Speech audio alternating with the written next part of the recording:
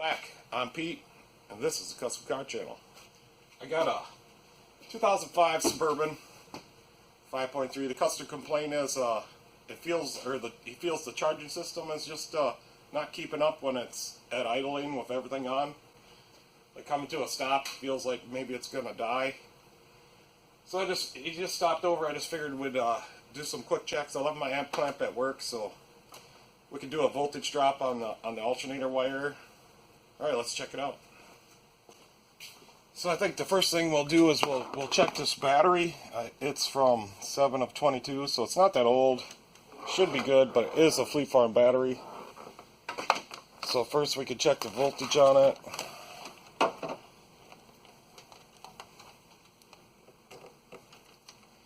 Yeah, I wish I had my amp clamp. Yeah, 12.47, so that's good for sitting. It just got here, so it's only been sitting a little bit. My good battery tester's at work, so I got my cheap one here. Let's just see what that says.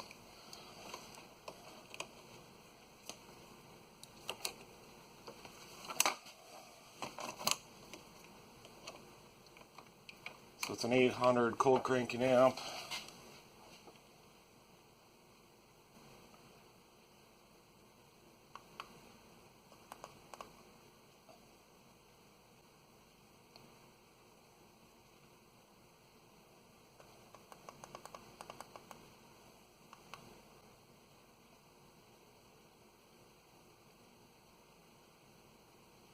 This one says it's good, and it has 647 amps.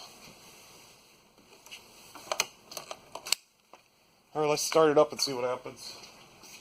I think we'll put this meter on here and we'll start it up, see what it charges at.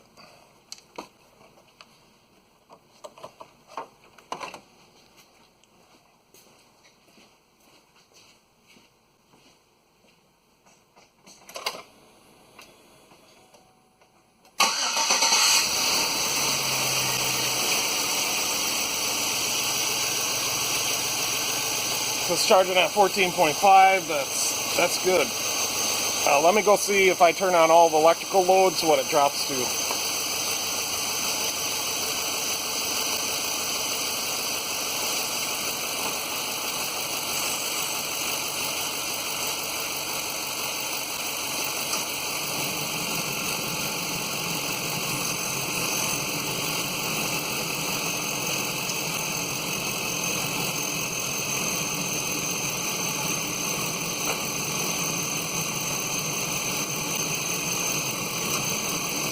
Alright, we're still keeping up.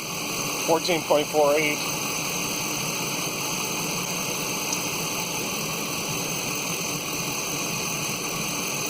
Which is good. I do see there's a check engine light, so I think we'll bring the scanner in there and check that in a minute.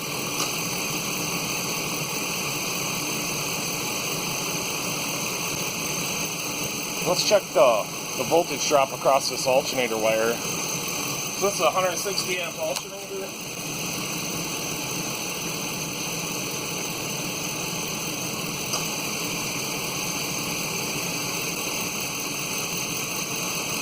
And it's got a 10 gauge wire. We're getting about 0.1 volt of voltage drop, which ain't too bad.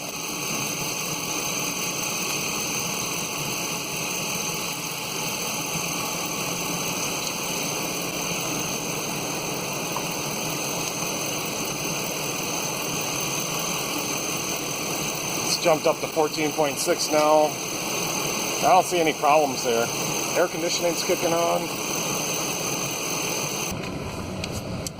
So I think one of the things he's complaining about is here on the dash, the voltage gauge in here is reading much lower.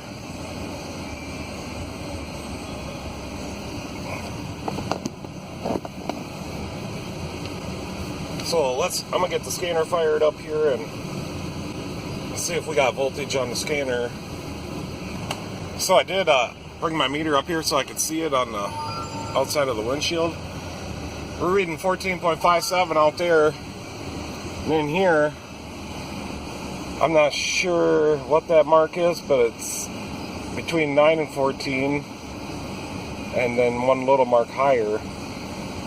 So this gauge in here is definitely reading wrong. That's interesting. Alright, let's see if we can get connected to this thing.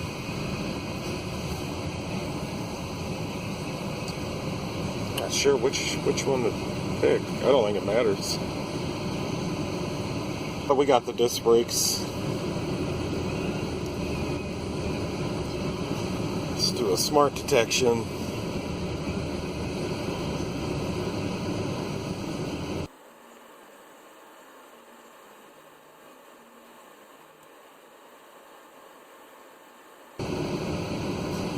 It may be smart, but it's kind of slow. Oh, maybe it's not so smart.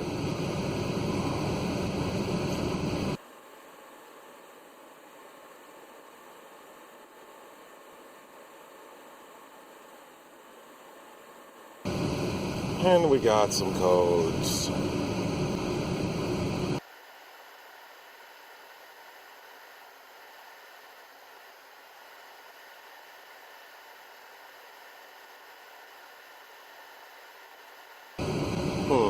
Okay, just hang on one second.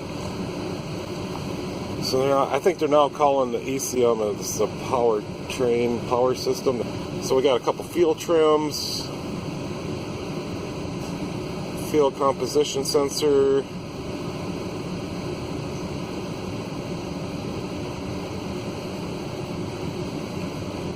okay, let's go into this, see if there's any data.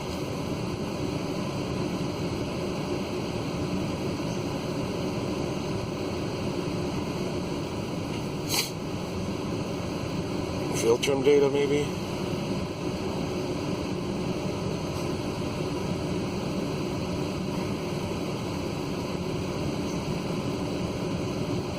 So what I'm reading for voltage on my scanner is basically the same voltage I'm getting outside.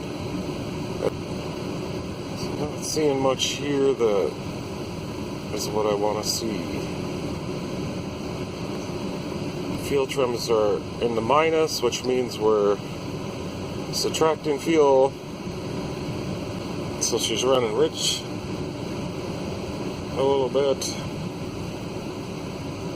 So I just wonder if it doesn't know where we're at because of that composition sensor.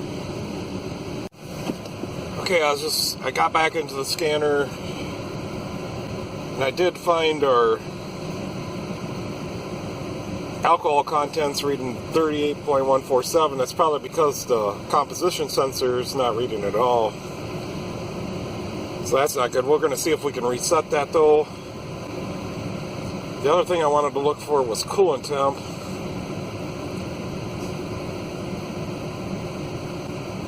And it should be in my engine data. Oh, there it is. So we'll get into the engine data. I just want to see if the engine coolant temperature sensor is working. It's been running a while now. It should be warmed up. So I think some of the problems are it's because this composition sensor is not reading. The engine's running rough and rich. This has like the automatic. This has the current sensor on the battery cable wires. So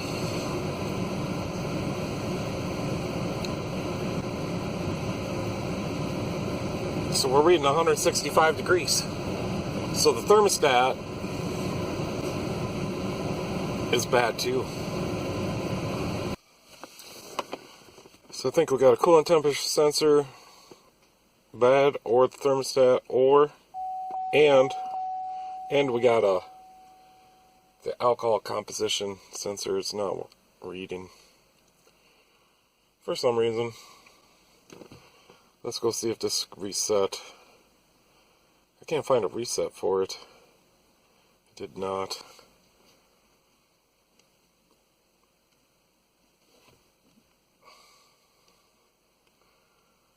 I'd like to reset that. Should be in special functions. Oh, it has special functions. I'm not sure. Not sure why I can't find the composition reset. But there is no composition reset.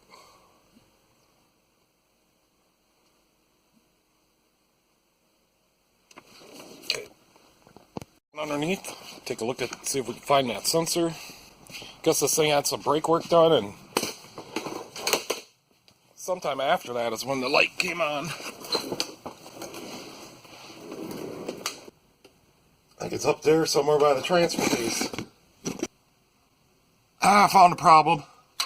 Vehicle with a creeper to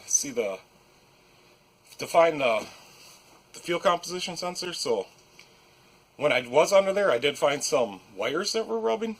So we're gonna lift it up and take a look and see what we find. Not sure, if this has the intelligent battery monitoring on it. I'm not sure, the engine's running rich. If they two can intermix and make it charge very smooth. And it does have an aftermarket alternator, so maybe that's not compatible. But I do know one thing, we probably got to fix all the problems first, and then go back to the charging system. I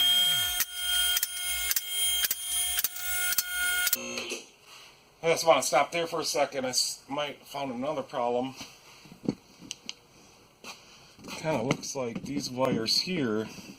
Let's see if I can get to in here. Like these wires here, right? Yeah, they're probably okay, but that's rubbing. Even rubbing down there. Alright, let's go back up again. All the way. Let's go all the way up.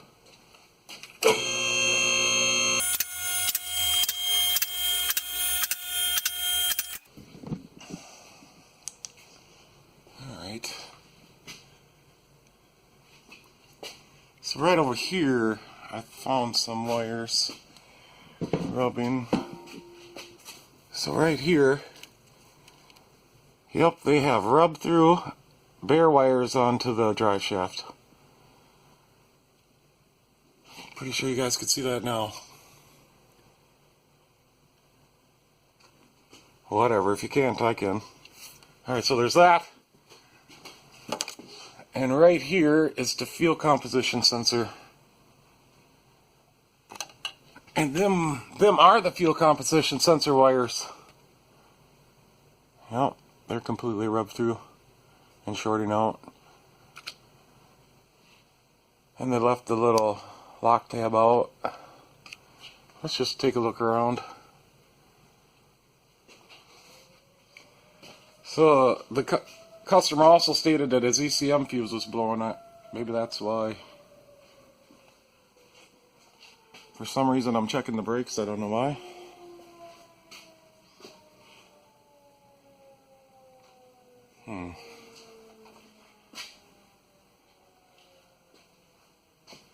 Yep, so I think we're gonna do a wire repair on them wires today.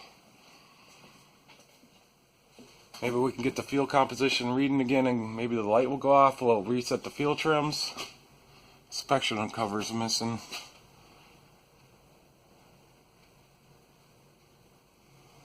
It looks kind of weird in there.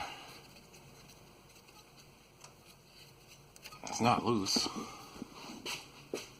This truck, so I think what caused this problem, this truck, something went wrong with the transmission. They had to take the transmission out or put a new one in or something. And they didn't get these wires right here. They didn't keep them away from the drive shaft. I mean, it looks like they're in all the holders, but they're extended out, and that ran into the drive shaft, which shorted out them wires. There's at least 3 of them. And I did diagnose the thermostat is bad. Oh, the air conditioning belt is shot. Not too bad for oil leaks on this one. Over here at the cooler line adapter, they always leak. Alright, let's do a wire repair. Guys, I'm going to try to start working on these wires. I know you probably can't see. I think we're going to start with this this white one.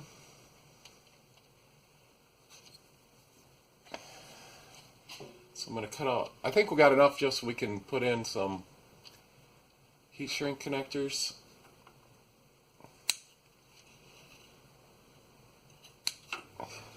Okay, so get that stripped.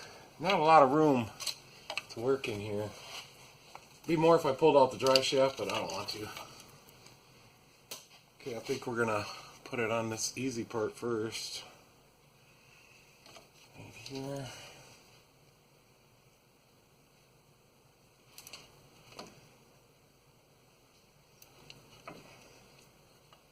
There's that side. I'll give it a crimp with this one.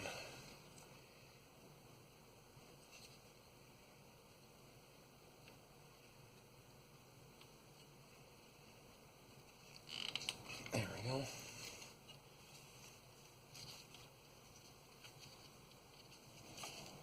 So now I'll just grab this with the crimper.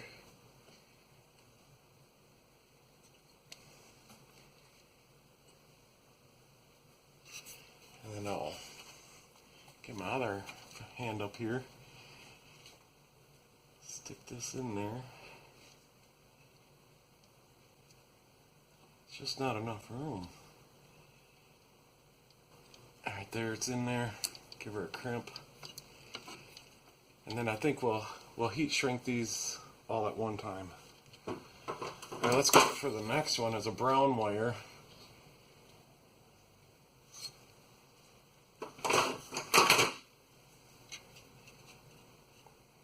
Cutting out the bad spot.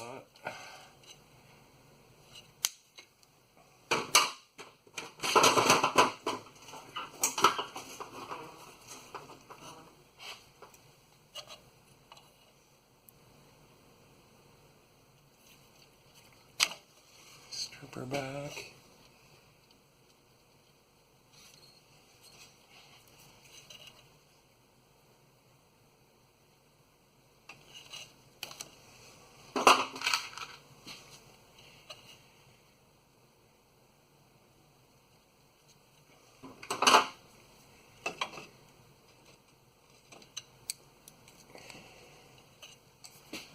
Crimped it on there real good. I'm going to do the same thing.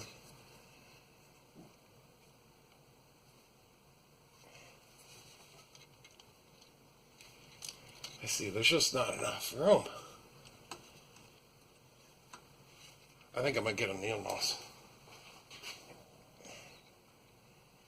Like I say, I think, we're going to fix some of the engine running problems first. And see if the charging system comes back to life, or if we got to get a new alternator. But I think we'll do some of this first. The car always stays charged, so it's probably not the battery. This will help a little gas mileage too. It's got to be good for 5. There we go. I think we got one more to fix here. She's probably good for 5 miles a gallon.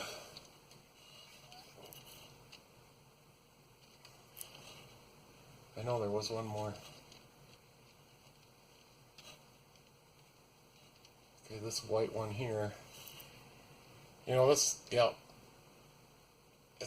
just got a little spot on it. But we live in Minnesota, and we get a lot of salt. So if the wires get salt in there, they won't last long. So we'll cut the bad spot out on that one. It's kind of in a different spot on this wire. Cut it right there.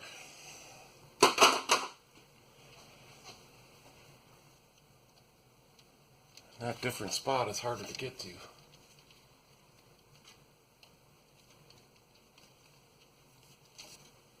But will live. Okay, let's strip that off.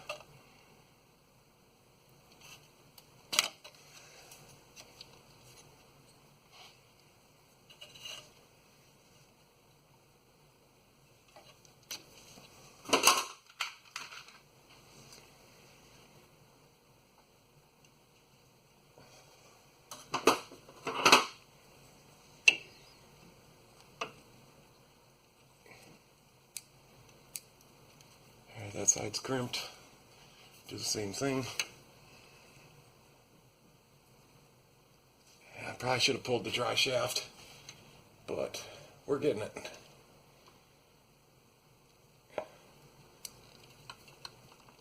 Alright, they're crimped. I don't see any other bad spots there. We're going to give her a blast with the little mini torch.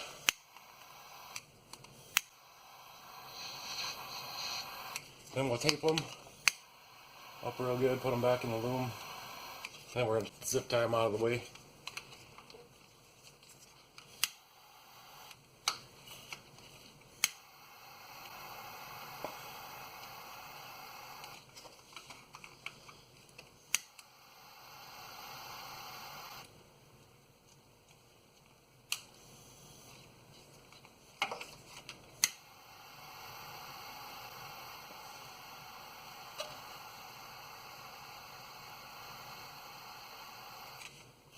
These are the good connectors. They got the little goo on the inside.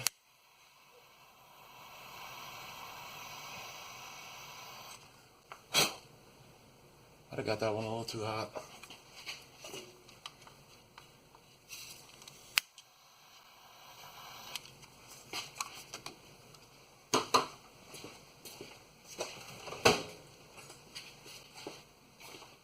I just went and got the 90-degree angle torch. There we go.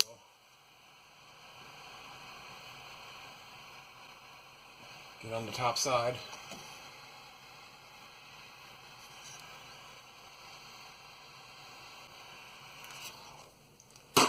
Okay, we'll let that cool down just a second and tape it up.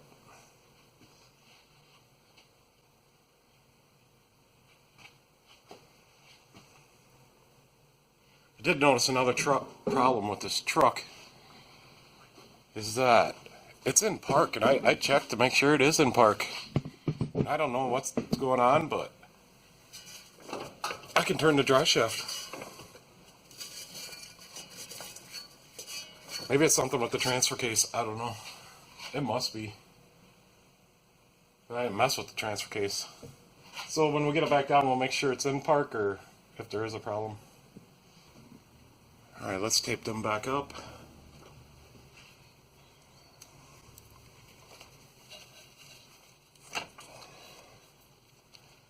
So this is probably why the ECM fuse was blowing also.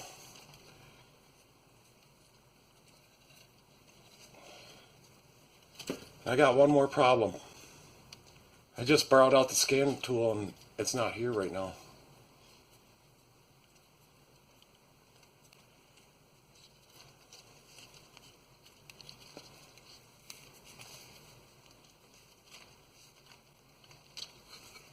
I got a lot of problems.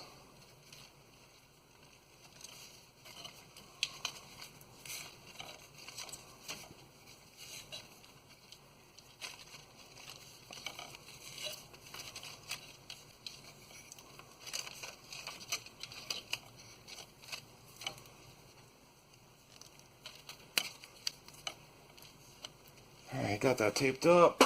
Let's put the loom back on.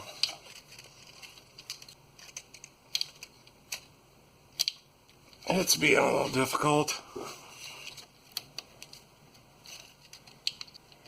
Alright, there we go. I think we'll tape that loom a little bit too.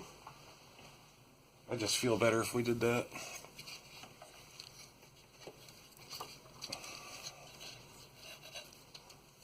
Because there was that spot that was missing a little bit. From incorrect installation of the transmission, I believe. I don't know. I don't know how else this wire would get there. Well, not that big a deal anyways. We found it, repaired it really easily. Now let's tie that up out of the way so this never happens again. There's a nice spot to tie it right there.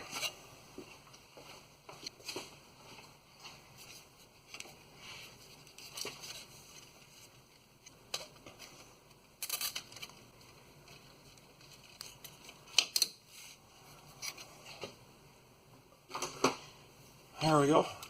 It's all repaired, tied up. Never going to happen again. Alright, let's let her down. And we'll see what we can do for the Clearing out the code. Wires repaired. I'm gonna go ahead and let it down. My brother's got my scanner, so I'm gonna use my little code reader, and we're just gonna clear the codes, do a couple key cycles. If the light goes off, I'm sending this guy on his way for now. We'll check back with him later. He's gonna do a couple of things like the thermostat and put a bigger wire on the alternator. So that's where I'm at.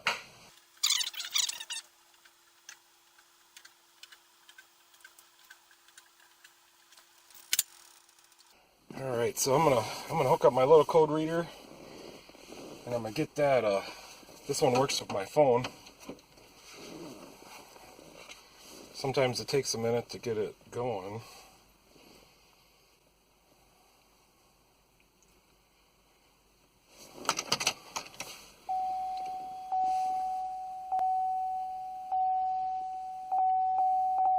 And I don't think we got much for data that we can read. Oh, we're communicating right now.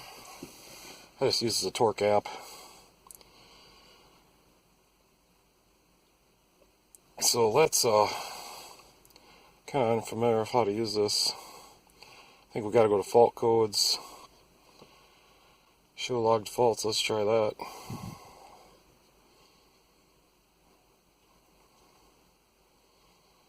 So there's our codes. So we can see the codes. Let's I don't know how do we clear those? I think we go here again. Clear logged faults. Whatever. Hit OK. Something's happening out there. Alright, since we did that, let's read them again. Show logged faults. We should have none. If it worked. No fault code just stored in the ECU. It says that right at the bottom. Let's start it up, see if the light came off.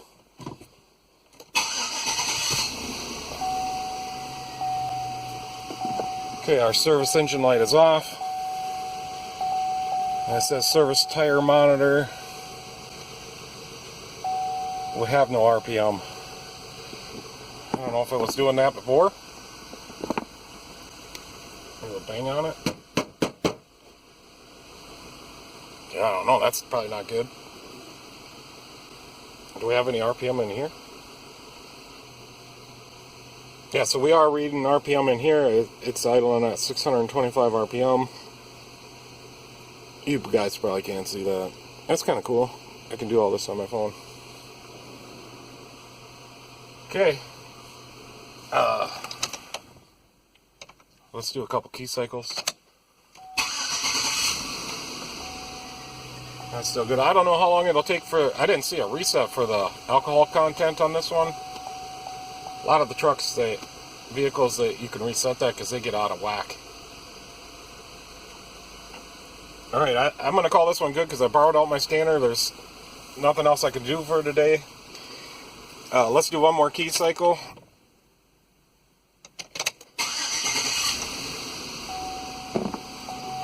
And the light is still off. So, you know, that's kind of cool. We fixed those wires, and now it's back to working. So, I'm going to back this out. I'm going to send this customer on his way, and it is Sunday. The race is coming on, the last race, Phoenix, I think. I kind of want to watch that. So, I'm sending this guy on his way.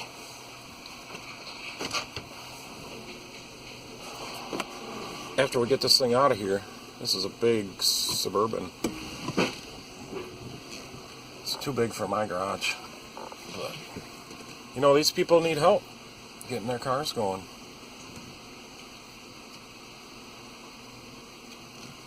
And we're going to have to go ahead again.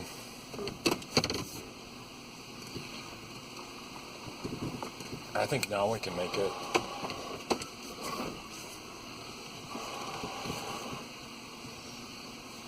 We'll make it now.